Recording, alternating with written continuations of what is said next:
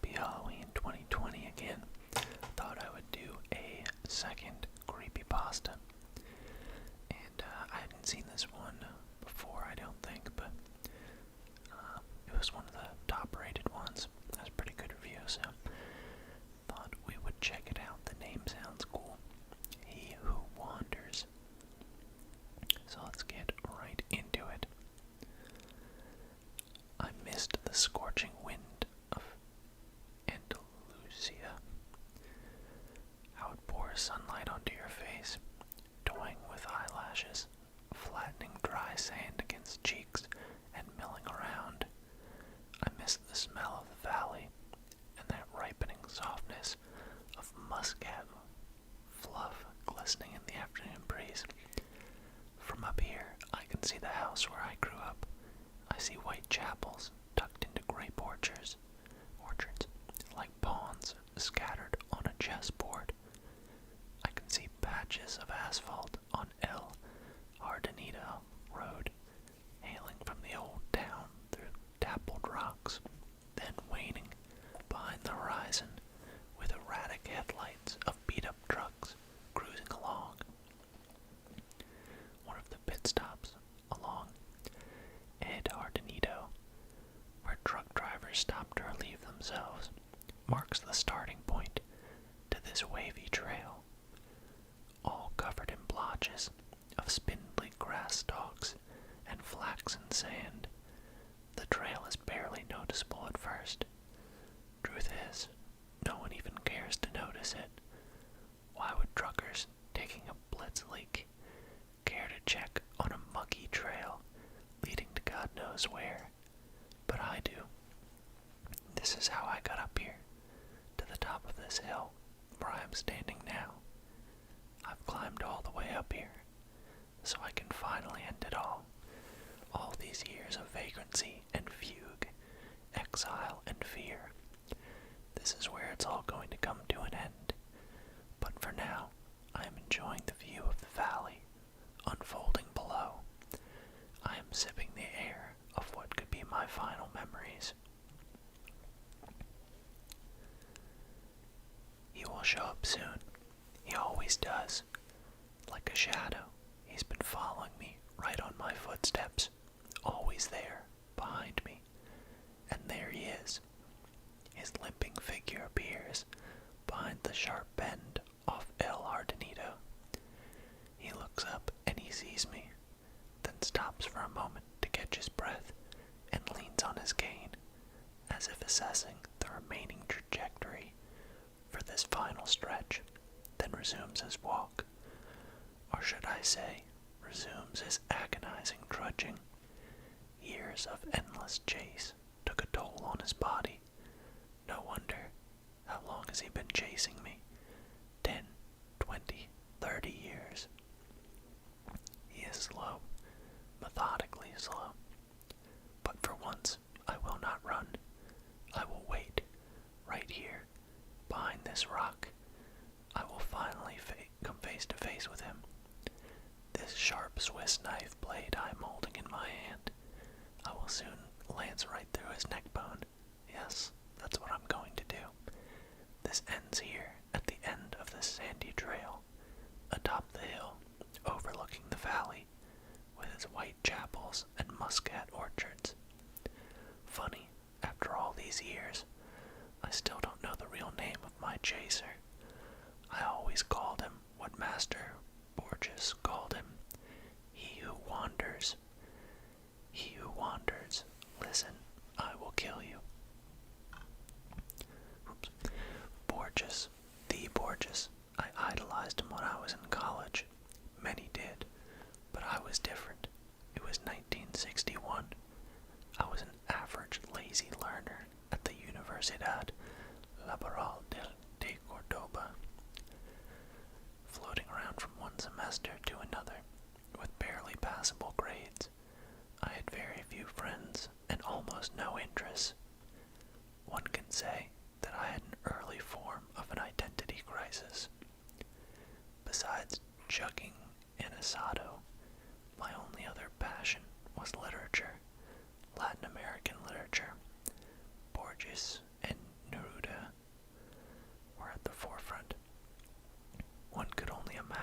excitement when I saw a pamphlet hanging on the wall of the literature facility. Spaces were limited, but who cared? It was the man himself, Jorge Luis Borges. Or Borges. It's probably right. I'll just start saying that. Coming to give us a lecture, followed by an open panel of questions. Like a maniac, I rushed to the auditorium hours before the lecture. I was the first in line, and when the doors opened, I got the front row seat. The auditorium was packed with drooling chins of young, self-proclaimed prodigies, awaiting the arrival of the Great One. And there he was, the blind lord of literature, walking upright onto the stage, with a cane and his loyal assistant right by his side. A standing ovation. He nodded and made a "thank you, please be seated" gesture. Then he began. The lecture was dedicated to Spanish writers. I cannot distinctly recall if it was Cervantes or de Vega. It truly made no difference. Somehow, I managed to sit through his entire lecture, which lasted over 3 hours, and remember nothing. He talked slowly and methodically, pouring honey into our ears, like Segovia's guitar, with his absent eyesight affixed on the ceiling. And then it happened, something that caught me completely off guard. Before closing the day, Borges was about to take questions from the audience. Of course, I raised my hand, and so did about hundreds of other students. One of Borges' assistants whispered something into his ear, which made him smile. It is an honor for me to be in front of an audience of young people, but our time is not infinite, he said with blind eyes, still pinned on the far corner of the hall. For that reason, I will randomly pick questions from 5 of you. I have never won any prizes or lotteries in my life. When I played poker or blackjack, I lost far more than I won. I knew my limitations, and that turned me into an average, apathetic person, rarely trying to outdo oneself. And so, sitting still with little ambition, I got used to that. Until that moment when I saw Borges pointing his finger in my direction. That came as nothing short of a shock. Me. Yes, young man, Senor Borges picked you. Step forward and introduce yourself, said his assistant. I did not know what to ask, so I quietly mumbled my full name, Fernandez Augustine Navarro. Borges shifted his gray, shaded pupils in my direction, as if reacting to a sudden buzzing of a fruit fly. Fernandez Augustine Navarro. Navarro, haven't I met you once before, young man? He asked. No, Senor Borges, I never had the honor. But you will. We will meet again, Senor Navarro. You and I will meet again. But for right now, what is your question? The rest of the day was foggy. I don't even remember what question I asked. It must have been about him winning the Prix International. Not sure. And maybe not important. No, not important at all. The greatest writer in the history of mankind called me by name, and then that bizarre, unreal thing he said about us meeting again. When? 9 years later, in 1970, and there I was, a somewhat promising journalist in one of London's somewhat scandalous tabloid papers. Every week my name was featured on the second page, alongside with celebrity chronicles and vile rumors. My paycheck was decent enough for a small studio flat by Manchester Square. After years of having been pent up by directionless studies, you could I'd say I became something more than an average, or at least that is what I believed. That day, it was early October, arguably the best season in London, began as usual. I ate my chic breakfast, consisting of 2 scrambled eggs, ham, toast, and dark roast coffee at Barrymore's Diner, and was ready for a pleasant walk to the office. It was shortly after 8 a.m., and I was in no hurry. My route was the same as it was every day. Past the square, right turn on George Street, left turn on Thayer, another right on Marylebone.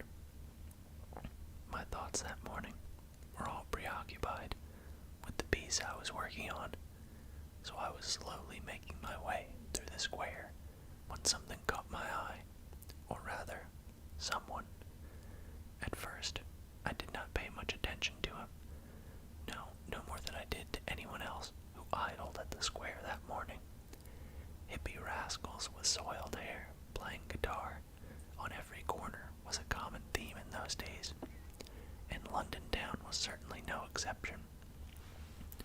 So here was another one of those misunderstood love proclaimers, sitting right behind the gated area of the square. Striped worn-out jacket, heavy cap, sandals with clods of woolen socks sticking out. A common hippie bum, as anyone may have thought. I thought so too, except this one had something that made my intestines churn. I didn't know what it was, but once I saw him, I felt the irresistible urge to instantly walk away and never see him again. The way he looked at me, that gloomy frown that made me think of a line from Oscar Wilde, "That fellow's got to swing." There certainly was something outer-worldly about that fellow. His eyes, as if carved from a rock below his forehead, were mercilessly drilling thousands of tiny holes through me. I added pace.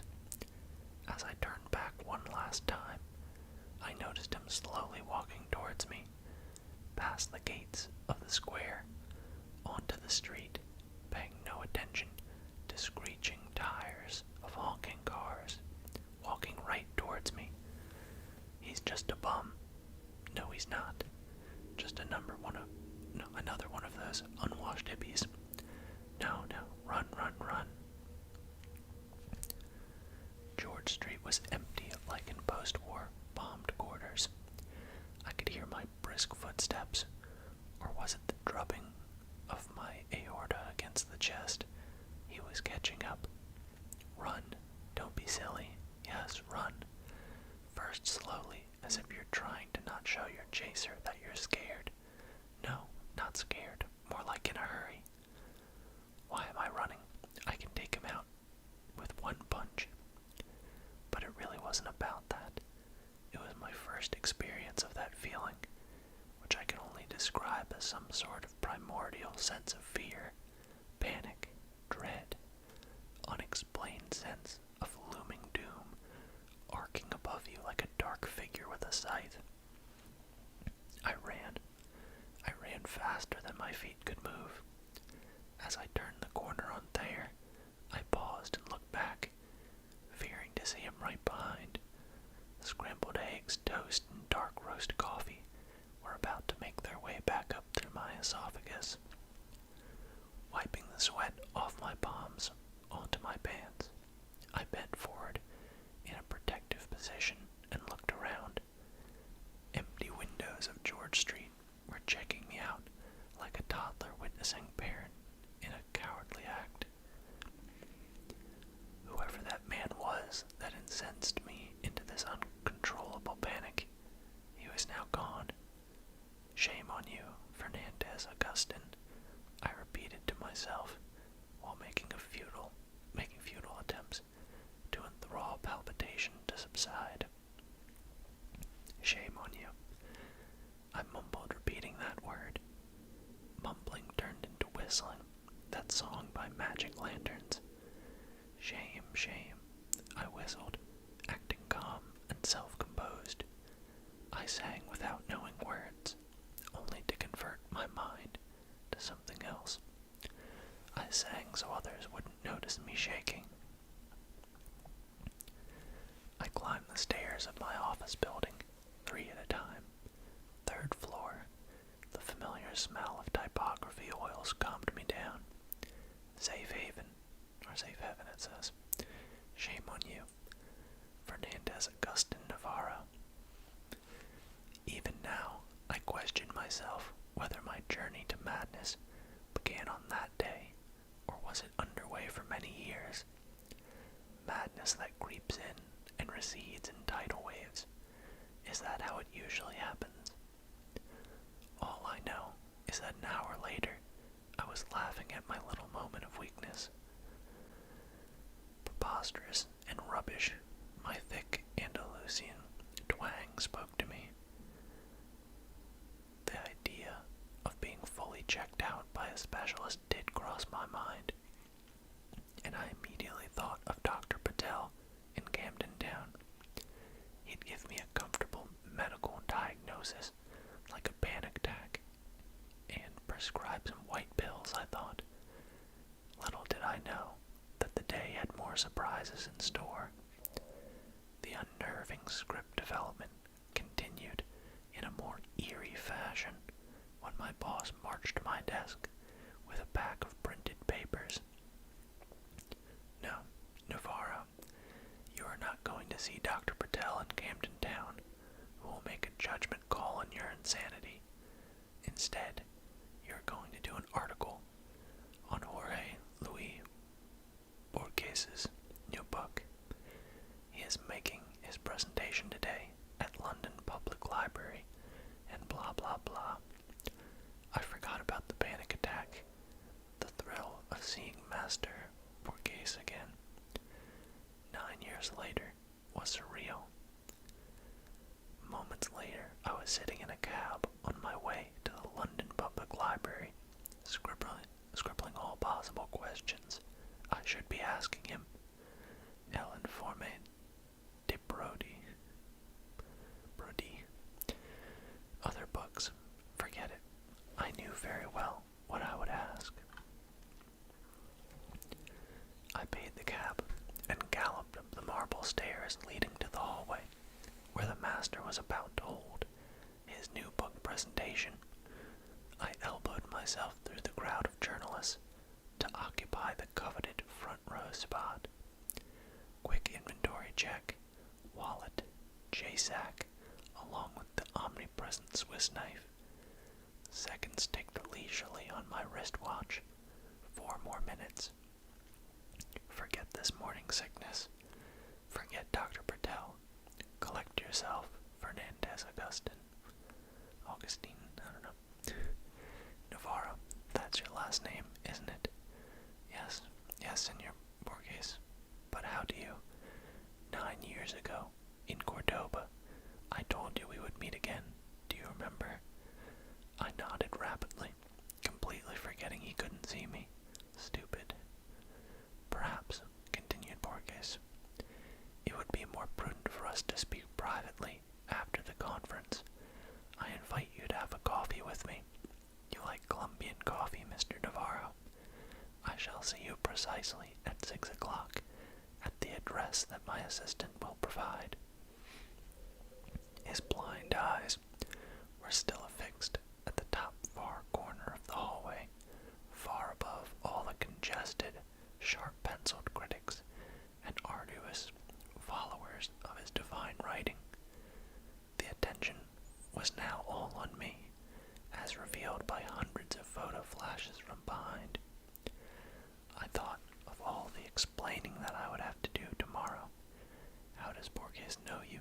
Are you friends? You were raised in Cordova. Are you his illegitimate son? Back then, I did not know. Answers came later. Memory is a tricky animal.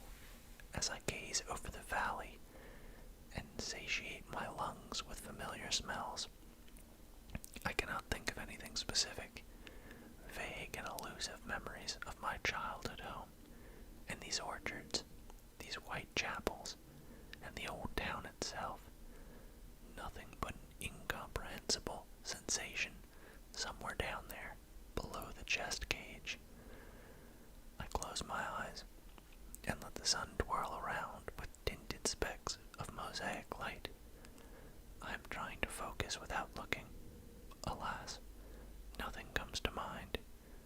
I've been robbed of my memory. You. I cast my eyes at the trail again. He is closing in. It's hard for him to walk upward, yet I see that determination in his eyes, in his tight grip of that wobbly walking stick, in the way he periodically stops to catch his breath and eyeball the remaining distance. I am not going anywhere. 5, 10 more minutes. Come and take me, old man, if you can. I almost see his facial expression under the heavily pronounced frontal lobe. It's a grin. It's an expression that says, "We shall see." Once I read an interview in the Morning Times. In it, Borges was portrayed as extremely humble and minimalistic. His house was depicted as a perfectly organized space with easy access to everything. Books on the shelves. Judging from the admiration of the columnist, there were lots of them. Were organized by theme and by title. Dictionaries and encyclopedias were grouped together on the same rack, so we could find them easily. In another article, dated 1966, I read that when Borges travels, and those travels were quite extensive, he carries a whole rack of books along, some of which may not even be read. When I entered his hotel room, that very book rack was the first thing that caught my eye. I stood perplexed at the multitude of titles, most unknown to me, when I heard the door swing wide open, and there he was, entering through the doorway with a leisurely swinging cane. "Ah, Senor Navarro, how kind of you to visit this old man." I took a step towards him and produced some gibberish like, "Pleasure is all but mine." He half smiled and pointed his hand to the chair. "I know you will quite enjoy the taste of Colombian dark roast." Borges sat down and leaned slightly backwards without releasing his cane. "Do you know the biggest advantage of being blind?" he asked, and answered immediately. "Blind don't need light, so my utility bills are way lower." He laughed at his own joke, only to be interrupted by his assistant, carrying a tray of aromatic coffee, poured in 2 small porcelain cups. Amazing how the very idea of drinking coffee instantly changes your mood before you even take your first sip. As I was readying to go on a pre-scripted monologue of expressing my gratitude and honor, Borges jumped right into the action. "I will get right to it, Senor Navarro, about you being here and about me remembering you. I know you have many questions. I will attempt to answer some, but not all. When you leave this hotel, there will still be some questions that you will have to find answers to on your own." He gently picked his cup of coffee, and with a hand somewhat shaking, took an artistic sip. Yes, I had questions, so many that my brain membranes were buzzing in bewilderment and disbelief. Here I was, sitting in the room with one of the greatest writers, who happened to mysteriously know my name, and "Have you by any chance read The Book of Imaginary Beings?" asked Borges. "I have, many times. I read it in Spanish when it just came out. Very recently, I bought the English translation in some shabby bookstore off Oxford Circus. I read that book far too many times, but never in its entirety, mostly starting on a random page, just as Borges had intended it to be consumed by his readers. You see, Senor Navarro, that book was, and perhaps still is, a never-ending work in progress, as human imagination has no boundaries. researched over 10 years ago, then recently expanded and republished with more figments of collective human imagination. But the book is merely a small subset. In a way, the book writes itself.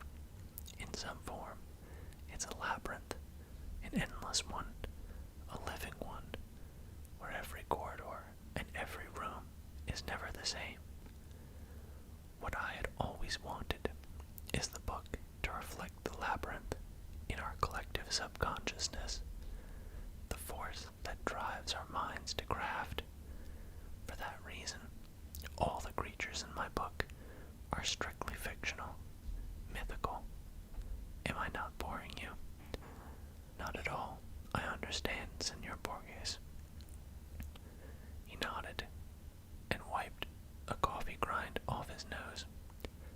That book, as its title implies, is all about imaginary beings, tales, legends, folklore.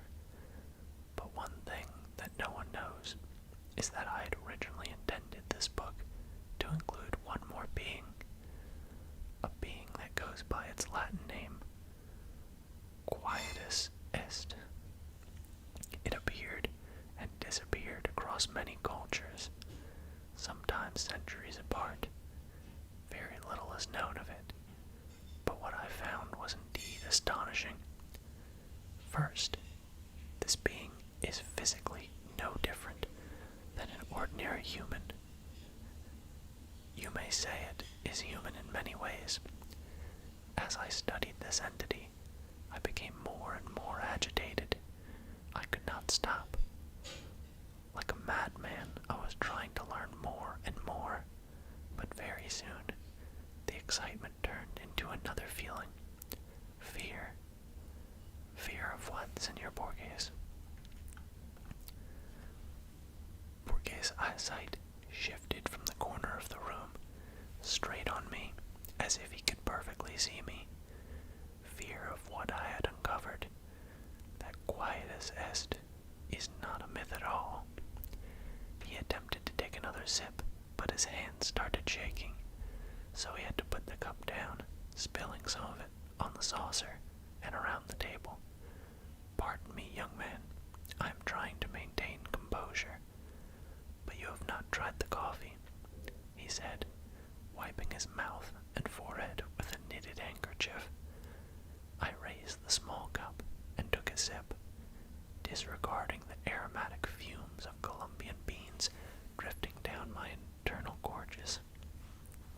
Pardon me, sir, but you are saying the imaginary being called Quietus Est was not imaginary. Is that why you decided not to include him in your book of imaginary beings? Only in part.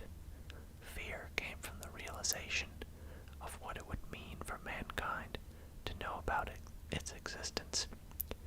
You see, it's no secret that we are all well aware of our eventual demise. We all die.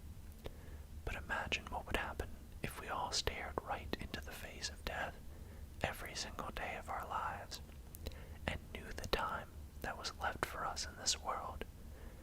Death not as a vague concept portrayed by middle-aged artists, not as a folklore tale of a grim reaper, but as a real living entity that stalks you and walks around, showing you a ticking clock, counting down minutes and seconds, getting closer to you with every second, trying to grab your hand. Running from death is worse than death itself.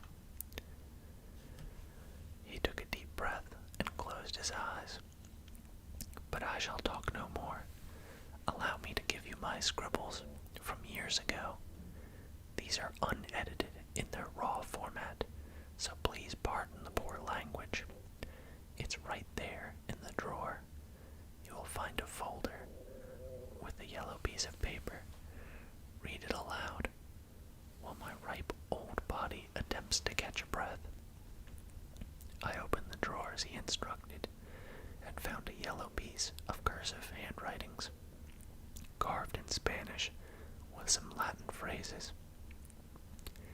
The scribble journals were short, less than a page long, with marks and scratches, but most of this was very much decipherable. He must have written this himself, half blind, I thought. What caused him to do that and not dictate to his assistant? I unfolded the paper and began reading. Quietus est. It is said that one shall not know about its own ways and times of demise. The imminent passing is only felt by those that are either terminally ill, and even so they don't possess the knowledge of when and where, or by death row inmates awaiting the exact day and time of their execution. Lack of such knowledge coerces us to exist. Sumerians believed in a certain deity. The word deity was scratched and replaced with demon of death embodied in human flesh and bones, which again was scratched and replaced with entity, whose sole role was to stalk its victims and inform them of how much time they have left to live, per the ancient Book of Dead, which was discovered as a set of clay tablets, typically buried in corpses. Only those that are luminous can see the deity, again crossed out twice, replaced with demon, then with entity. The luminous ones are thought to be either people with high spiritual powers, or vice versa, the cursed ones, condemned by priests. The reference briefly reappears in some Egyptian manuscripts, but in later writings is replaced by Anubis, or in rare occurrences by Horus. The writings again depict this unnamed being as an eternal human who never sleeps, but always wanders. What's strange is that neither Sumerians nor Egyptians ever gave the entity a discrete name. However, the latter rare findings during the Dark Ages refer to him as Quietus est. The only depiction of Quietus est was that of an ordinary human standing next to a sun clock, which was used to measure the time that the Chosen One had left to live. From time to time, Quietus est stalks the Chosen One and, when cornered, moves hands of the clock forward to shorten the lifetime. If the Chosen One cannot escape, then his time eventually runs out. The very last reference was found in Enough, Mr. Navarro. You understand the idea. Now on to the main question. Why are you here? He drew closer, and a dull shadow from a lamp cut right through his elongated forehead. Quietus est is an eternal wanderer who is always with us, the timekeeper who sits at the edge of the stage with a ticking watch on his wrist. The greatest gift given to mankind is its inability to see him. When I lost sight, I thought blindness was a blessing in disguise, but one does not require eyes to see the wanderer. What eyes cannot see, ears can hear, and skin can feel. I hear him, I feel him. You are here, Mr. Navarro, because you and I are the luminous ones. Borges paused and asked me with a trembling voice, Mr. Navarro, you saw him too, didn't you? Cold shivers that have been accumulating in my lower back rushed up my spinal cord in millions of explosions. Nausea formed a massive ball of air in my throat, and for a moment I struggled to breathe, desperately trying to cease the thumping. Oh, that was weird. Desperately trying to cease the thumping inside. I pushed words out. I saw him today. How do you get used to the notion of being a passerby on this earth? Ordinary humans do not have to get used to that. We have that built-in protection layer, that safety cork in our brain membranes that separates the realization of being mortal from flooding down a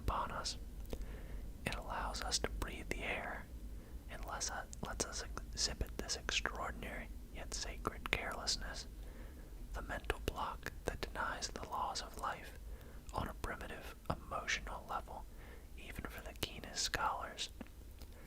The indecipherable tetragrammaton, okay, is shown to us in every step we take, in every cup of Colombian coffee we sip, in every word of wisdom that we collect from books. Every second we bypass the sinister tick-tock and hear the name of the god being whispered into our ears. And yet we humans turn around and whistle, shame, shame, deceiving our own self-cognizance. And that, as Senor Borges called it, is the true blessing. Those who possess the name of the divine being are doomed. Knowledge is madness. Knowledge is inexistence. Knowledge of death is worse than death. We sat in his hotel room until early morning, the two luminous and doomed souls. Our casual exchange of words was amplified by the ticking of the clock. It was dawn when I noticed Borges nodding in his sleep. His left hand was still resting on the cane, and his pupils were shuffling behind shut eyelids. Borges was dreaming, so must have I. As I was exiting the foyer of the hotel, I hid behind the column and looked around the street. It was empty. Bleak light of street lamps drew strange cross beams on pavements. Early October leaves were gyring in close circles like witches around the fire. I was looking around, hoping to not see him. He wasn't there, but he was. I felt his presence not very far from me. Muscat orchards, they resonate inside like echoes of a guitar string, heard from a deep alcove, but nothing particular comes to mind. I am trying to shift focus from one object to another, but my nomad memory is lost in endless labyrinths. You took my memories away from me, didn't you? Wait, mortal. Wait 5 more minutes, and you will know the answer. I hear in my brain. He is talking to me now. I can see how the long uphill walk is wearing him out. But what are pain and tiredness when you're crossing the finish line? As Borges warned me, do not ever come close to him. Do not look him straight in the eyes. He will always be near. His watching will be ticking. If he attempts to catch on, run. But he will forever follow. In a way, he will be like a shadow of you. And I ran, and he wandered. I evaded. He followed. He came too close to me in my hotel room on the second day after my long night in Borges' quarters. The fool in me still thought that escaping from him would be as easy as moving into a new flat or checking into a hotel. So I did just that. It was some shabby hotel minutes from my work, where I decided to spend a few nights just to think things through. That evening, and I remember every minute of it, was my first face-to-face encounter with him. My room, B6, was on the basement level. As I stumbled through the dark hotel corridor, trying to find the key to my room, I felt his presence, but my ignorant foolishness dismissed all mental warnings and turned the keys. As the door hinge squeaked, I took my first step into the hotel room. A street-level window was casting 2 thick yellow streaks of light on the floor carpet. I smelled dust and spiderwebs. He was in my room, sitting on the edge of the bed with a rope in his hand. A thin white blanket was covering his head, like a shroud around a statue. I stood in a stupor, like a paralyzed insect. An avalanche of sweat gushed from every pore of my body.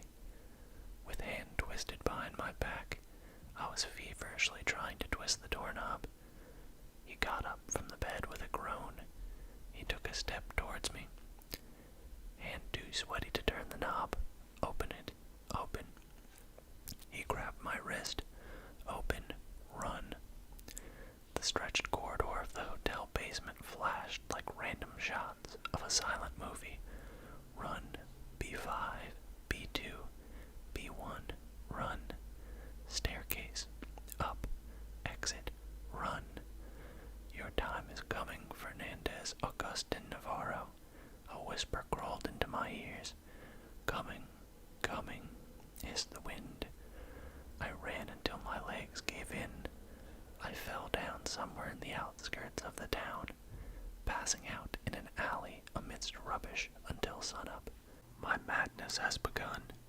In the days following my first face-to-face encounter with Quietus S., I've moved out of my London flat. I had some savings, enough to tramp town to town, continent to continent, doing temp jobs here and there, sometimes sleeping on streets. He was right behind me. Even if I didn't see him for a month, I knew he would soon catch on. It would only be a matter of time for him to pop up somewhere. On the opposite side of the street, in the next car over on the subway, or madly prying through shutters of windows in the house across. My attempts to speak to Borges were futile. How does the blind master live with this curse? I wondered. How does he manage to evade his sinister follower? I had questions, far more than I had anticipated. But Senor Borges was already on the other side of the globe. I wrote him letters. He never replied. I tried calling hotels where he stayed. Unavailable. The books that he wrote, I bought all of them in attempts to find hidden meanings. What if he had secret messages for me inside his writings? The Book of Sand, Dr. Brody's report. I even searched his earlier writings, analyzed every word. Pointless, futile, until 1983, Shakespeare's Memory, his final book as it turned out to be. I was somewhere in Eastern Europe when I bought the book. Immediately, I began my scrupulous study, letter by letter, page by page, analyzing every space and every punctuation sign. And that's when I found it. The answer. The answer was the story itself. The story that did not require much study or decryption. All I had to do was read it. I knew I had come face to face with Quietus Est, like Borges did, but not before having to go through the life of an exile. That's what Borges had intended me to do. Such was his final and only message to me, embodied within his last story. A story written for the public, but intended for my eyes only. The story was that the protagonist receives memories of Shakespeare, memories that overwhelm him, overpowering his own.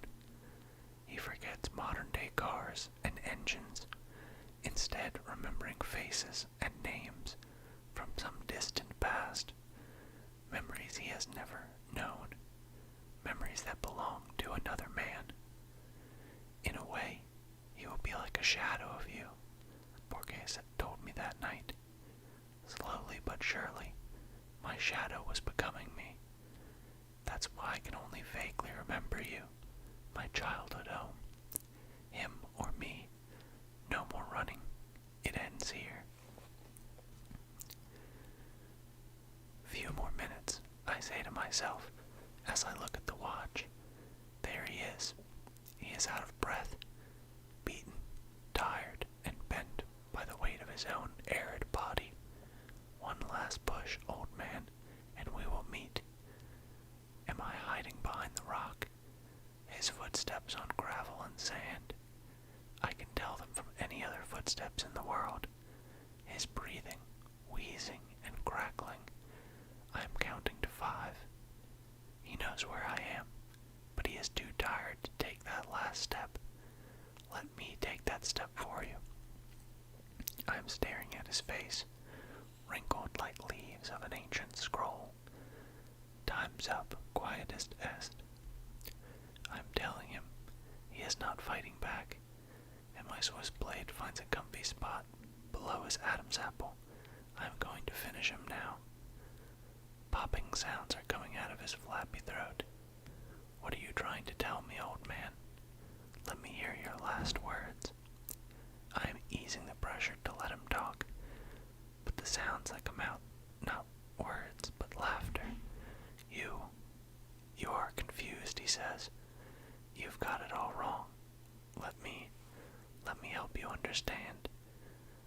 I'm letting him sit up. He is coughing blood.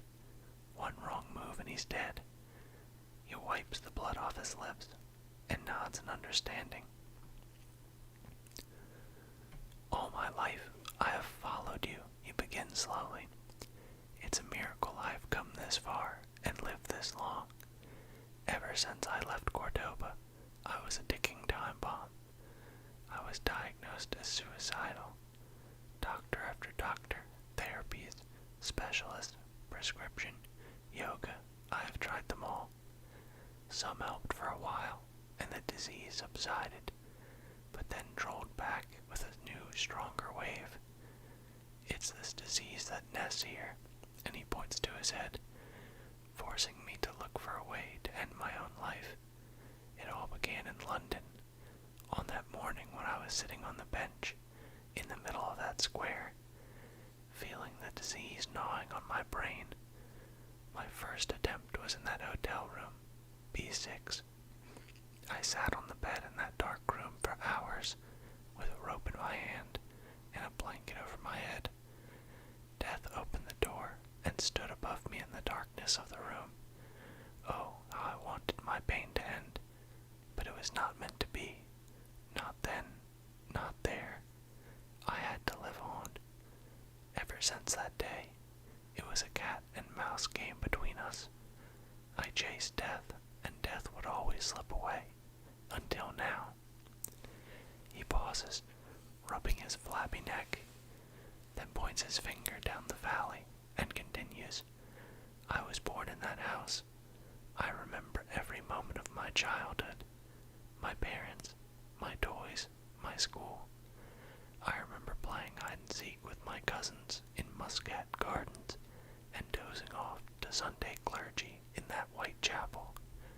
I remember Eastern rugs being washed on the street and the smell of grapes.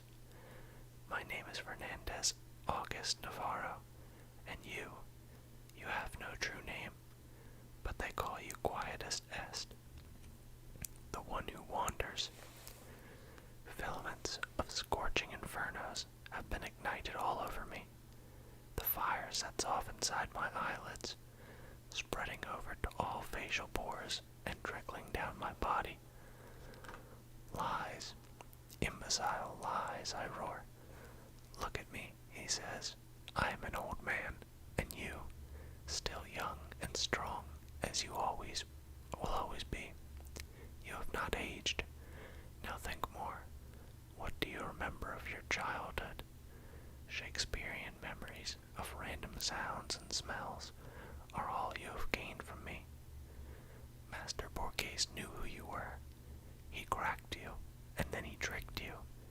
He made you think you were me.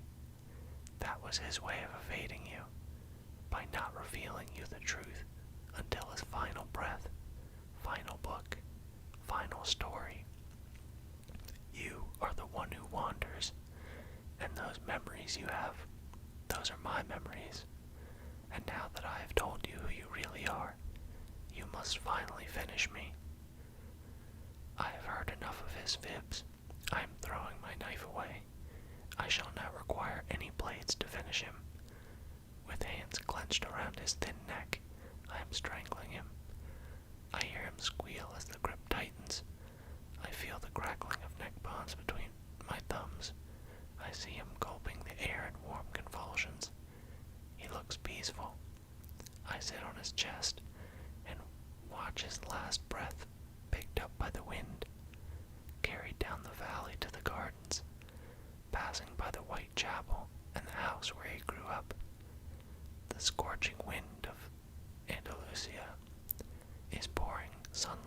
onto his face, toying with eyelashes, pounding on cheeks, and gyring through hair.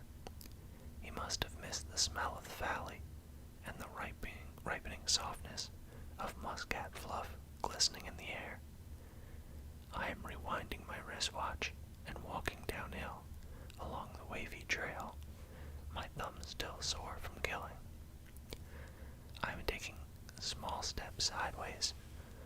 Once I reach El Ardenito Road, I will hop on the first bus, and from there I will travel west or north. Destination will never matter. Anywhere is where the roads take me. Me, the one who wanders. And that is the end. So that's interesting. I think that one was written pretty well.